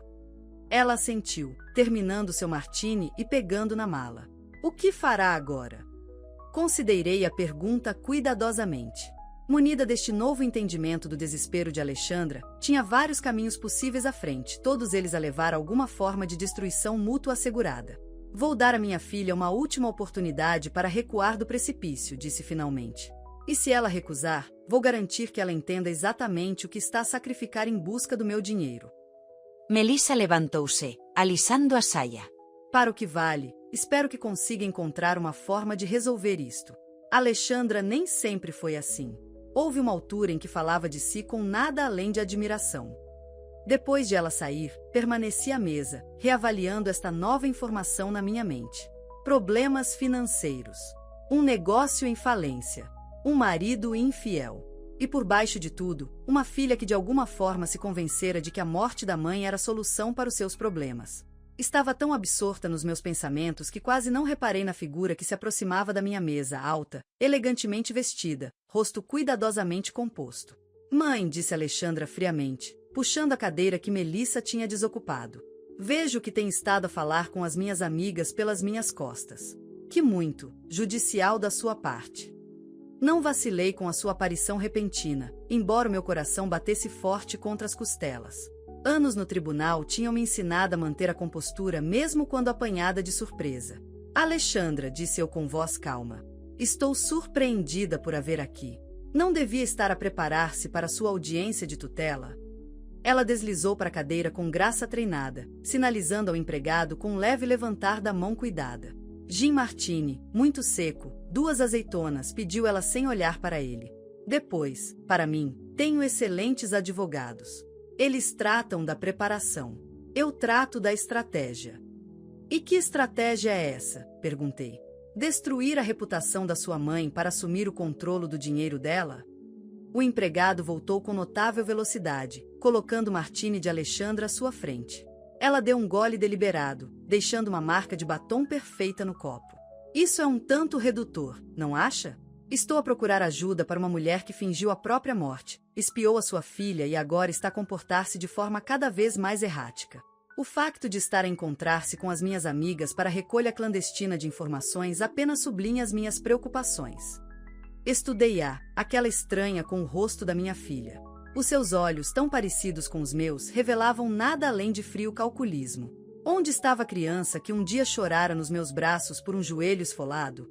Onde estava a adolescente que debatera ferozmente sobre política comigo ao jantar? Teriam aquelas versões de Alexandra alguma vez existido de verdade, ou tinha eu simplesmente projetado o que eu queria ver? Acabemos com a pretensão, disse eu, inclinando-me ligeiramente para a frente. Eu sei sobre os seus problemas financeiros. O negócio em falência. A investigação da CMVM de Richard. As hipotecas e os empréstimos. Sei que está a afogar-se, e viu a minha morte como seu bote salva-vidas. Algo cintilou no seu rosto, surpresa, talvez, por eu ter descoberto tanto tão rapidamente. Mas ela recuperou instantaneamente, dando outro gole no seu martini. Foi isso que Melissa lhe disse? Pobre Melissa, sempre a exagerar para um efeito dramático. O meu negócio enfrentou desafios durante a Covid, como o de toda a gente. Reestruturamos. Estamos bem. Deu de ombros com elegância. Além disso, mesmo que estivéssemos em problemas financeiros, e daí? É a minha mãe. Mães ajudam os filhos quando precisam. Ajudar, sim. Ser tratada como uma caixa multibanco com um pulso inconveniente? Não. Mantive a minha voz baixa, consciente dos outros clientes mesmo no nosso canto isolado. Brindou a minha morte, Alexandra. Mal podia esperar para vender tudo o que possuo. Essas não são as ações de uma filha que procura ajuda. São as ações de um abutre a circular uma carcaça. A sua expressão endureceu. Não era suposto ter ouvido isso. Claramente, disse eu secamente. A maioria das pessoas prefere que a sua crueldade passe despercebida. Ela pousou o copo com precisão cuidadosa. Foi um momento de humor de forca. A dor faz as pessoas dizerem coisas terríveis. Dor? Estava a beber champanhe e a planear a compra de um iate 3 dias depois do meu funeral. Não percebeu o essencial, disse ela, a sua voz adotando o tom condescendente que usava com clientes difíceis. O facto de ter ido a esforços tão elaborados para me testar prova o meu caso. Mães normais não fingem a própria morte para espiar os filhos. Mães normais não se escondem em restaurantes a gravar conversas privadas. Mães normais não controlam obsessivamente o seu dinheiro do além-túmulo. E filhas normais não brindam a morte das mães, retruquei. Alexandra suspirou, como se estivesse a lidar com uma criança particularmente teimosa. Olha, mãe, podemos ficar a dar voltas a isto para sempre, ou podemos encontrar um caminho. Estou a oferecer-te uma última oportunidade para resolvermos isto em privado, sem mais embaraços públicos. Que generoso, disse eu, incapaz de esconder o sarcasmo na minha voz. E o que é que esta resolução implica exatamente? Ela meteu a mão na sua mala de marca e retirou uma pasta de documentos fina, deslizando-a pela mesa. Um compromisso. Concordas em submeter-te a uma avaliação psicológica com o especialista da minha escolha. Com base nesses resultados, que ambas sabemos que mostrarão, no mínimo, algum nível de ideias paranoides, concedes-me voluntariamente uma procuração limitada sobre os teus assuntos financeiros. Não uma interdição, não o controlo sobre a tua vida diária. Apenas supervisão financeira. E em troca? Em troca, retiro as acusações mais sérias. Criamos uma história para consumo público, talvez um ligeiro problema cognitivo, induzido pelo estresse, temporário. Retomas a tua vida, a tua reputação social maioritariamente intacta. Eu trato do dinheiro, garantindo que o teu legado é protegido enquanto te concentras na tua saúde e bem-estar. Não toquei na pasta. E o fundo? A fundação? Os meus compromissos de caridade? Teríamos de reestruturar alguns desses, claro, disse ela com um aceno de desdém. Muitas dessas organizações são ineficientes, desatualizadas. Poderíamos fazer muito mais bem consolidando os recursos. Tradução: ela desmantelaria minha fundação e redirecionaria o dinheiro para os seus próprios propósitos. Quase admirei a audácia. E se eu recusar esta generosa oferta? Os olhos de Alexandra ficaram frios. Então, amanhã de manhã, a tua antiga governanta dará uma entrevista exclusiva sobre ter te encontrado a vaguear pela Penthouse às 3 da manhã, convencida de que espiões estavam a roubar as tuas joias. O teu motorista detalhará as vezes em que o acusaste de propositadamente tomar os caminhos errados para te confundir. A tua cozinheira descreverá como insistias em testar a comida para veneno. Ela inclinou-se para a frente. Quando eu acabar, não vais apenas perder o controle do teu dinheiro, vais perder tudo. A tua reputação, o teu legado, o respeito de todos os que alguma vez se sentaram no teu tribunal. Senti um arrepio que nada tinha a ver com o ar-condicionado da Sala Dourada. São mentiras. Ou são interpretações razoáveis de comportamentos excêntricos testemunhados por funcionários leais que estavam preocupados, mas demasiado intimidados para falar até agora. O seu sorriso era fino como uma lâmina. É incrível como os mesmos eventos podem ser percebidos de forma diferente, não é, mãe? Quase como se não houvesse verdade objetiva, apenas narrativas concorrentes. Reconheci o argumento. Eu mesma tinha feito semelhantes nos meus primeiros dias como advogada. O relativismo moral do advogado ambicioso, disposto a reformular a realidade para se ajustar ao resultado desejado. Eu já tinha superado essa fase. Alexandra, aparentemente, não. Tu realmente achas que podes ganhar isto, disse eu, observando-a. Acreditas mesmo que podes convencer o mundo de que sou mentalmente incompetente?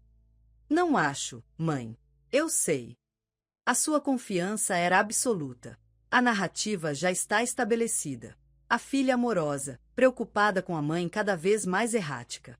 A juíza respeitada, cuja mente brilhante está, infelizmente, a deteriorar-se.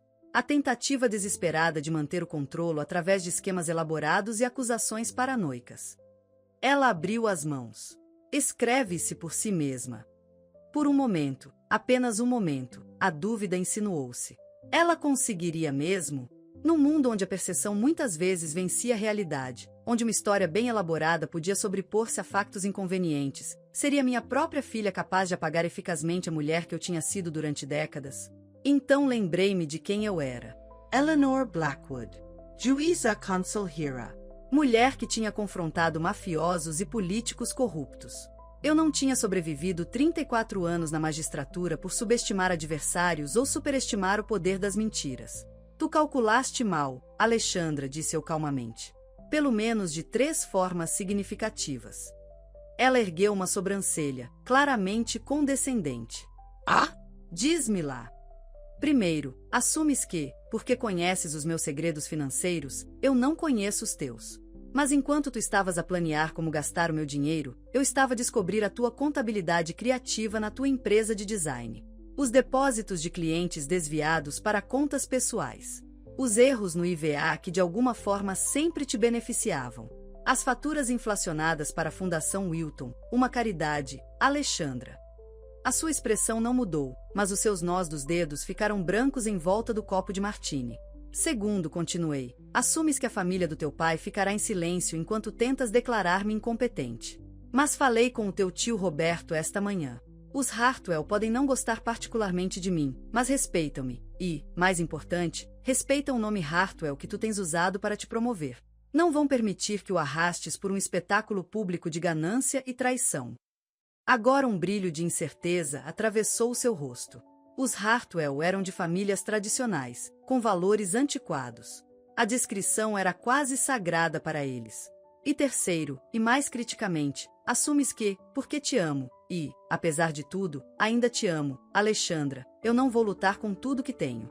Que o instinto maternal vai sobrepor-se à autopreservação. É aí que estás mais enganada. Inclinei-me para a frente. Passei a minha carreira a garantir que as ações têm consequências. Não vou abandonar esse princípio agora, especialmente quando as ações são tão calculadas e cruéis como as tuas têm sido. Ela pousou o copo, a sua compostura finalmente a ceder. Estás a me Carmi? A tua própria filha. Estou a prometer-te consequências, corrigi. Há uma diferença.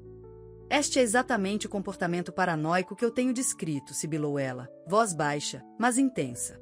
Estás aqui a inventar teorias da conspiração sobre a tua própria filha, a ameaçar com retribuição por supostos desaires.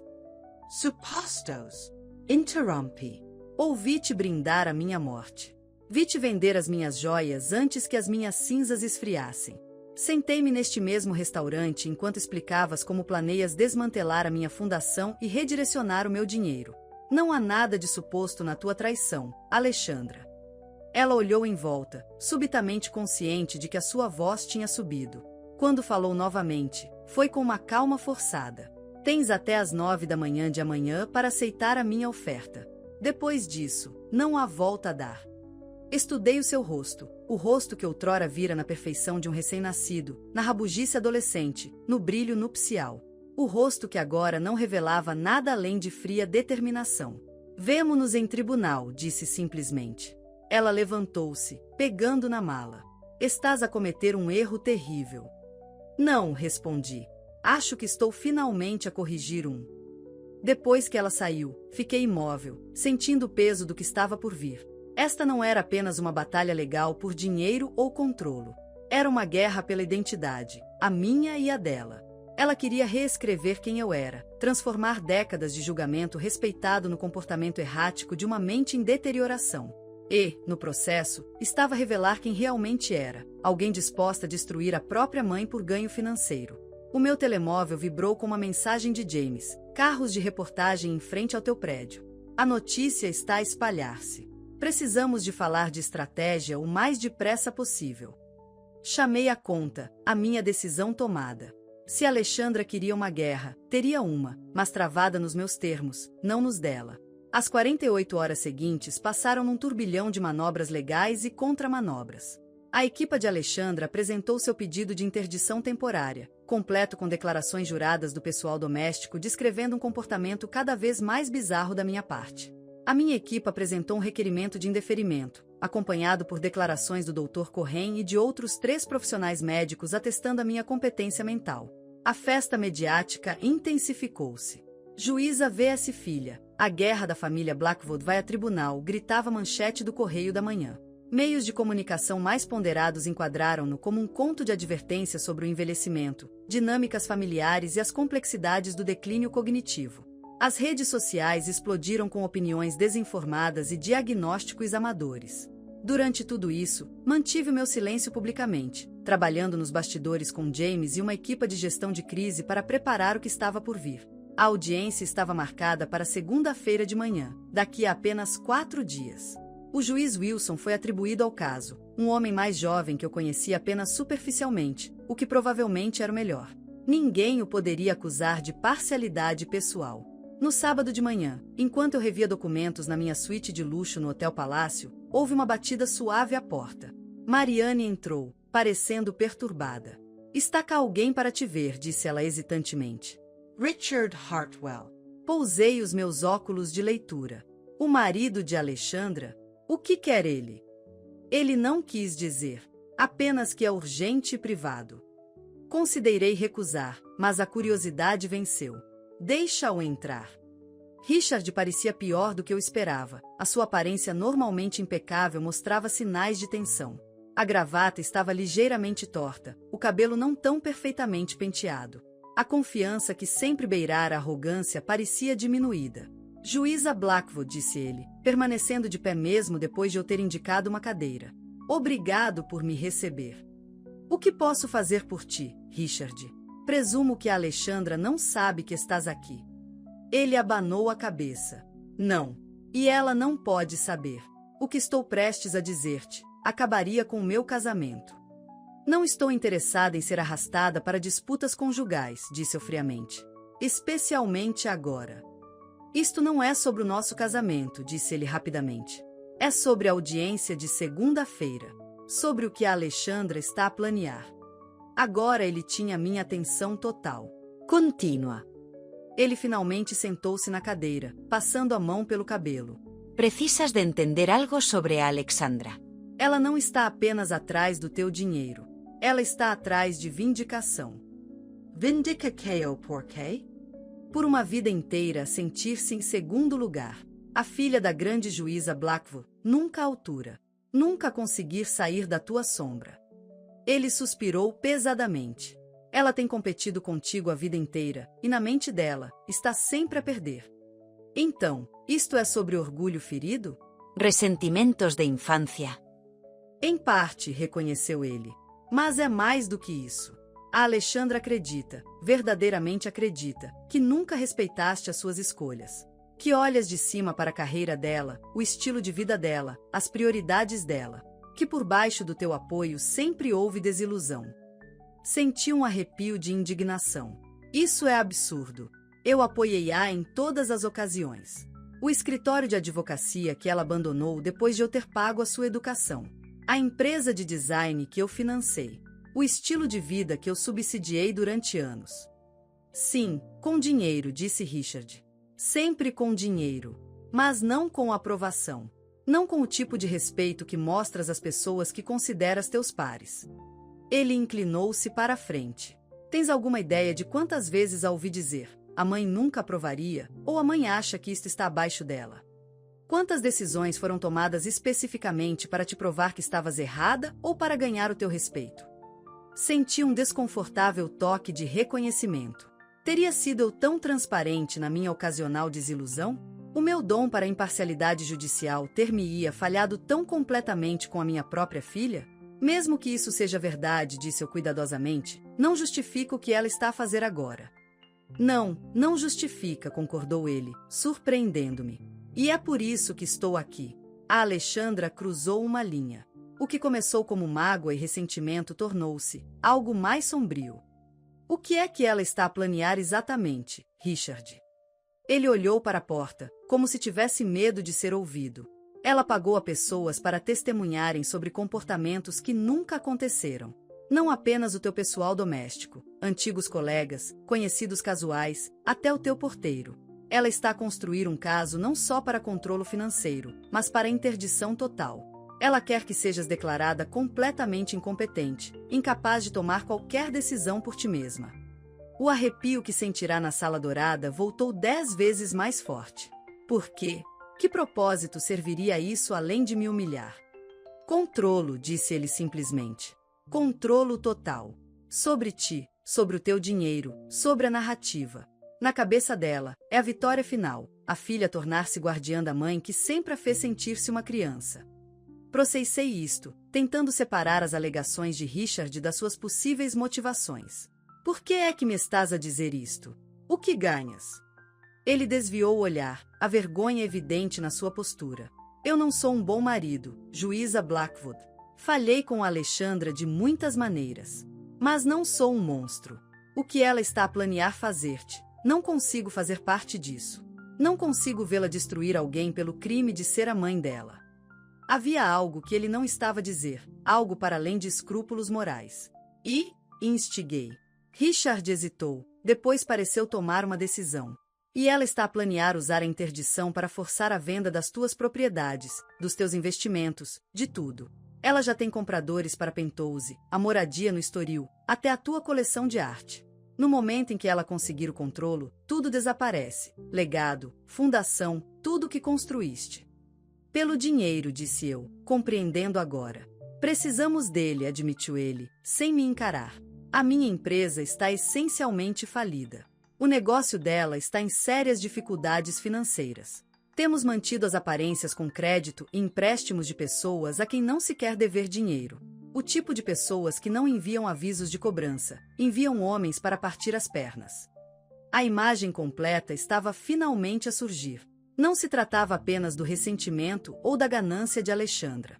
Era desespero, o pânico de alguém cuja fachada cuidadosamente construída estava prestes a ruir. Ela está endividada a criminosos, disse eu categoricamente. E planeia usar o meu dinheiro para os pagar. Richard Ace knew miseravelmente. Tentei impedi-la de se envolver com eles. Havia um cliente, russo, incrivelmente rico, queria que a sua Penthouse no Príncipe Real fosse redesenhada.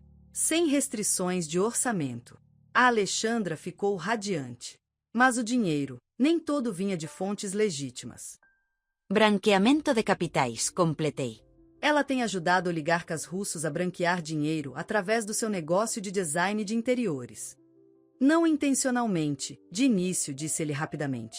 Mas depois de ela perceber, bem, as comissões eram enormes. E nessa altura, já estávamos demasiado envolvidos com os nossos próprios problemas financeiros. Levantei-me, precisando de me mover, de processar esta informação explosiva. A minha filha, a minha única filha, não só me tinha traído, como se tinha envolvido com crime organizado. Tudo isto enquanto mantinha o estilo de vida perfeito no Chiado, as ligações sociais, o verniz de sucesso. Por que é que eu deveria acreditar em ti? Perguntei finalmente, virando-me para o encarar. Isto poderia ser outra manipulação.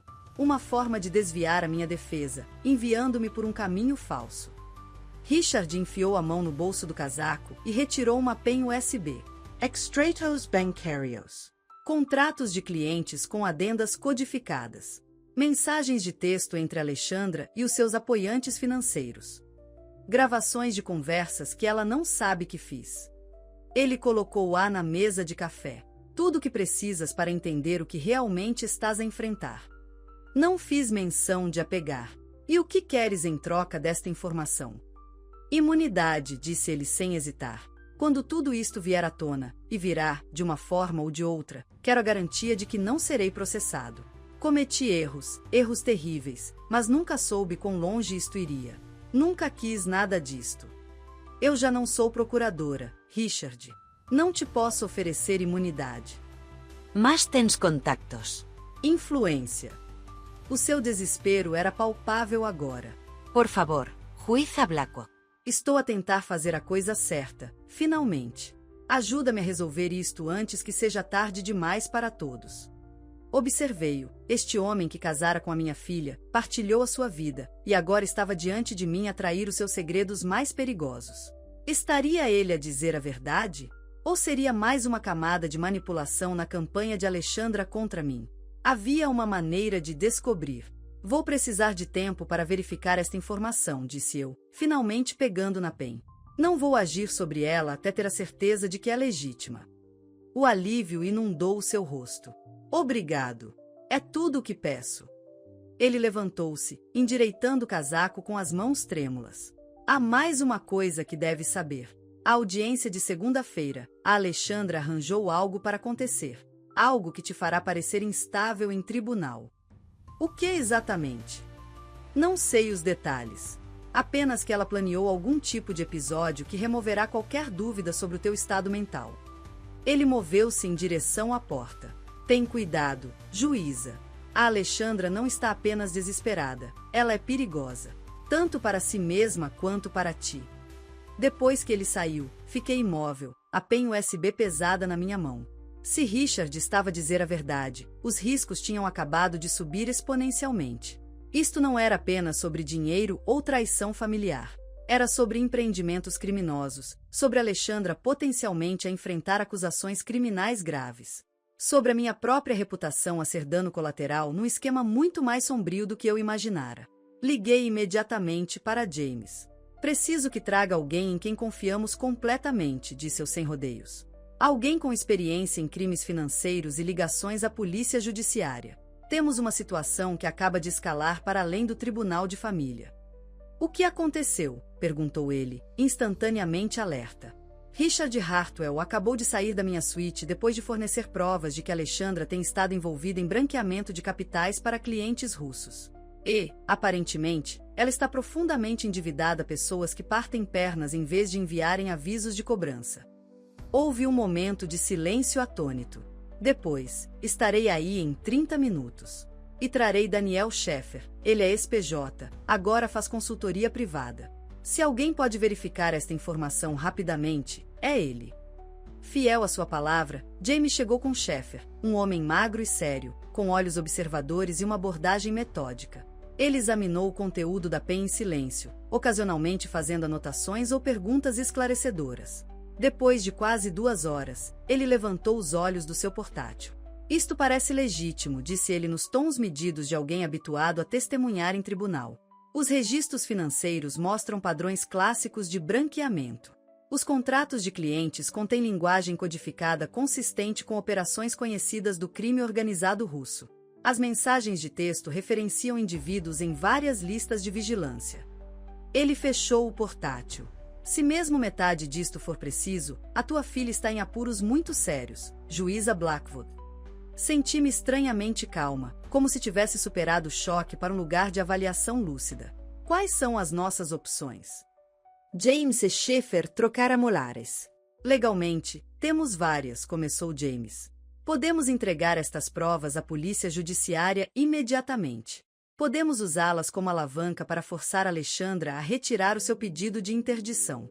Podemos mantê-las em reserva como uma opção nuclear se a audiência de segunda-feira correr mal. E pessoalmente? Perguntei baixinho. James hesitou. Pessoalmente, está é a tua filha. Aconteça o que acontecer, por mais que ela planeie fazer-te mal, esse facto permanece. Qualquer ação que tomemos pode resultar em ela enfrentar acusações criminais graves. Uma pena de prisão substancial. O peso dessa realidade assentou sobre mim. Alexandra, a minha Alexandra, na prisão. A filha que eu tinha criado, apesar de tudo, atrás das grades. A sua vida tal como a conhecia, acabada. O escândalo seria explosivo, inescapável. A filha da juíza, condenada por branqueamento de capitais e fraude. Ambos os nossos nomes para sempre manchados. Precisamos de mais tempo, decidi finalmente. Senhor Scheffer, pode verificar os elementos mais críticos desta informação antes da audiência de segunda-feira?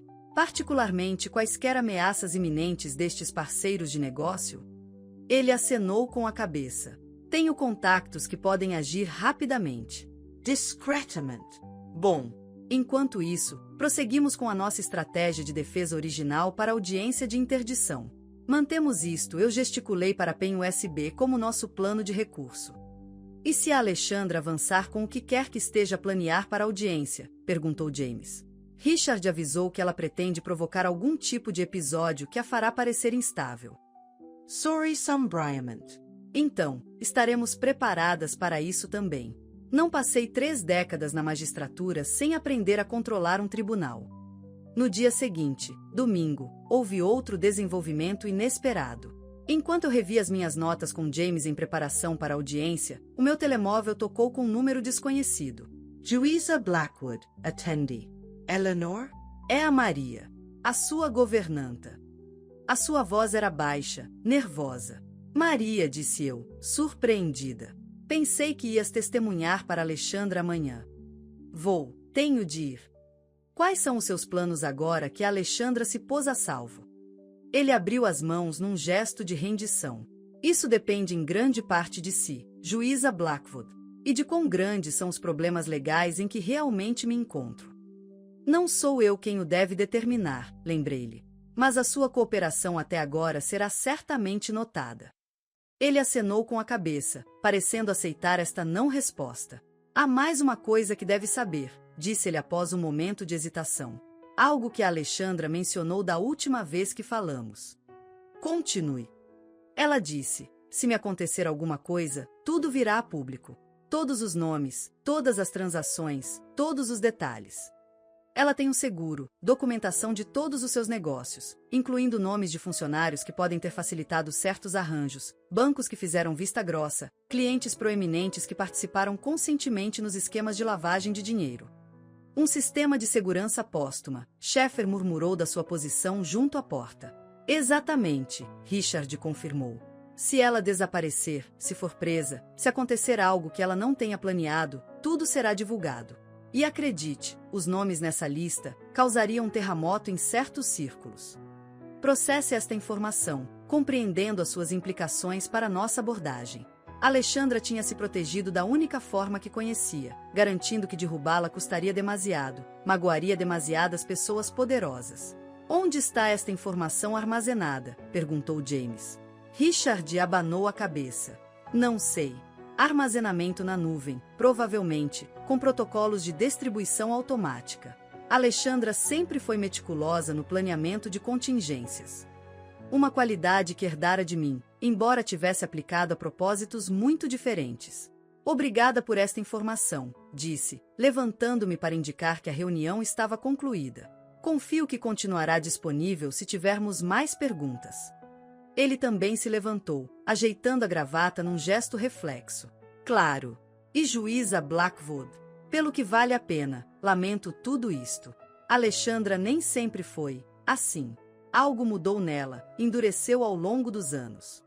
Observei-o, este homem que partilhara a vida da minha filha por mais de uma década, que participará nos seus esquemas, que, em última análise, a traíra para se salvar. Todos fazemos escolhas, Richard. Alexandra fez as dela. Você fez as suas. Agora todos vivemos com as consequências. Depois de ele ter partido, virei-me para Sheffer. Qual é o estado da localização da Alexandra? O voo dela tem como destino Zurique, com aterragem prevista para as 9h15 da manhã, hora local. Temos contactos na alfândega suíça que confirmarão a sua chegada discretamente. Também sinalizamos os seus cartões de crédito e contas conhecidas para atividade. Acenei com a cabeça, sentindo uma estranha mistura de alívio e pavor. Pelo menos agora sabíamos onde procurar. Mas a distância, física e emocional, entre a minha filha e eu nunca parecerá tão grande. E a audiência de amanhã? Perguntei a James. Com a ausência de Alexandra, a petição será quase certamente indeferida, confirmou. Mas, dada a nova informação sobre potencial atividade criminosa, a juíza Wilson pode remeter o assunto para as autoridades federais, independentemente disso. Logo chegaremos a essa questão, disse, subitamente exausta. Por agora, quero ir para casa e preparar-me para o que o amanhã trará. A viagem de regresso a Pentose foi silenciosa, cada um de nós absorto nos seus pensamentos. A noite de primavera tinha arrefecido, uma leve chuva começava a cair quando paramos em frente ao meu prédio. A segurança era visível, mas discreta. Os homens de Sheffer posicionados estrategicamente à volta da entrada, no átrio, perto dos elevadores. Teremos alguém no apartamento adjacente ao seu esta noite, informou-me Sheffer enquanto subíamos. Botões de pânico foram instalados em cada divisão. Se algo parecer invulgar, qualquer som, qualquer sensação de intrusão, use-os imediatamente. Acenei com a cabeça, demasiado cansada para discutir a necessidade de tais medidas. O peso das revelações do dia oprimia-me, a fuga de Alexandra, a traição calculada de Richard, a ameaça iminente de forças invisíveis que me viam como um obstáculo ao dinheiro que acreditavam ser-lhes devido. Dentro da minha penthouse, movi-me pelos quartos familiares, tocando em objetos que guardavam décadas de memórias.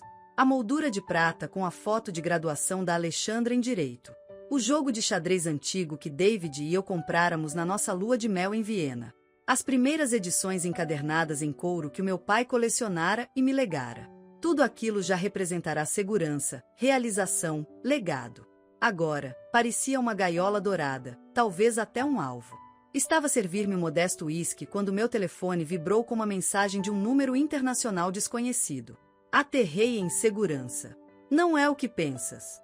Explicarei tudo. Não confies em ninguém. Especialmente não no R.